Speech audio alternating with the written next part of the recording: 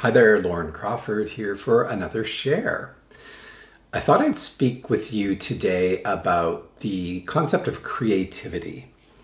According to the teachings of Ayurveda, and I would argue by extension yoga, creativity is an important pillar in a balanced life. In fact, in the Purushartha, the four desires, as articulated in the ancient texts of the tradition, creativity is one of those four desires. It's kama, and kama is often depicted as sensual pleasures, but it's more than that. It's the creative elements in our lives, where and how we explore the creativity, the beauty in life. Creativity, arguably, is one of the desires in our lives that ultimately needs to be fulfilled. So how are you exploring your creativity? In the early days, I didn't have much creative energy. So I think it took me a while to sort of figure out what really jazzed me, what I felt creative and creatively inspired by. So in the early days, there was certainly fashion, but I didn't have a lot of money and clothes cost money. This is pre the fast fashion days where you can buy things on a dime and the landfill is filled with clothes.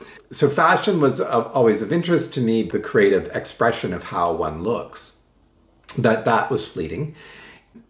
It was when I was 29 when I discovered yoga for the first time and really kind of had this draw initially to it. And clearly the first bit of it was about the physical process and the creative expression of using my body in these poses and how to explore that and be creative with it.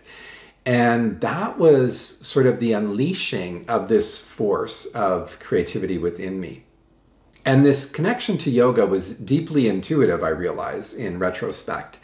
And later, as I started to study yoga more deeply and ultimately became a teacher, it was really abundantly clear how being in this mode of yoga, practicing yoga, delivery yoga, teaching was a spark that I needed, the spark that really brought me to life, the spark that made me kind of start to really like and love myself. So the creative juices that flow when I create a class, for example, or when I create content for a course, when I'm designing a retreat that I know people are going to be blown away by, or when I'm working individually one-on-one with students who are finding their way and I can creatively give them some guidance and some support.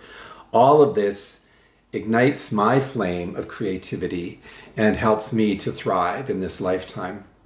Fortunately for me, my creative outlet is really connected to my Dharma. Dharma being another of the Parashutta, the four initial desires. Dharma, life's purpose.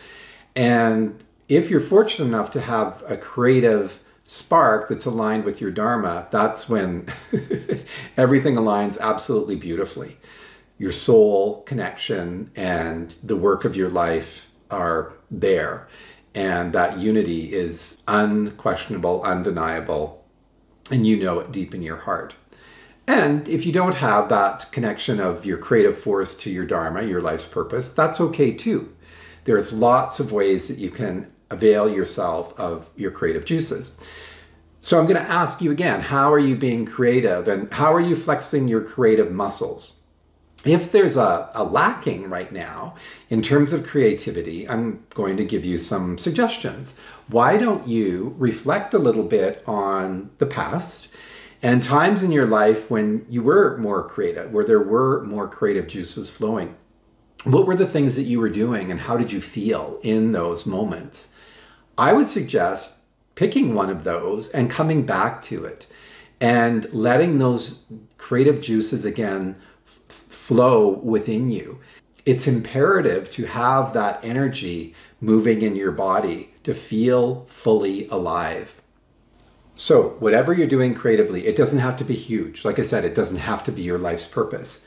Think about how some people really get jazzed up by cooking a beautiful meal, being creative in the kitchen. Amazing. Or maybe baking, some goodies that are really yummy that they love to share with people. That's creative energy, right?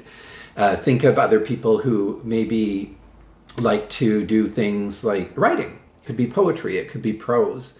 Their juices are flowing creatively that way. Maybe some people are more outdoorsy and they're into landscaping and creating a beautiful landscape in their front yard. Or if you live in an apartment, creating a beautiful set of planters in your balcony and giving that accent of life, maybe an herb garden, who knows.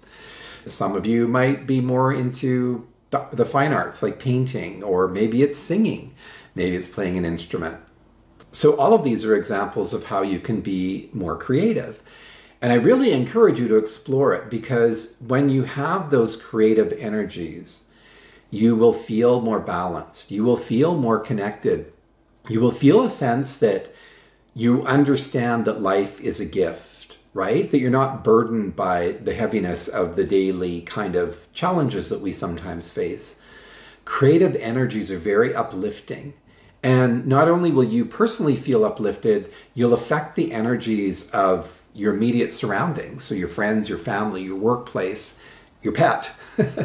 So creative forces are rich and they're ultimately rewarding. So I have one ask of you, and that's to inspire others. If you would, share in the space below what your creative focus is right now at this stage in your life, and write a little bit about that. If you're a member, you can do this in the community forum. And if you're listening to this in my email blast, then just respond to me with your creative elements. You can also maybe, if you're listening on social media, then respond here. I would love to hear from you and hope that your creative energies are inspiring to others. We can support each other this way. We can motivate and uplift each other this way. So that's it, this topic of creativity. I hope that you start to blossom into that creative force, if it got lost, that you once had. And those of you that are thriving in your creativity, continue to do that beautiful work, that beautiful living, because it's what our planet needs right now. Take good care.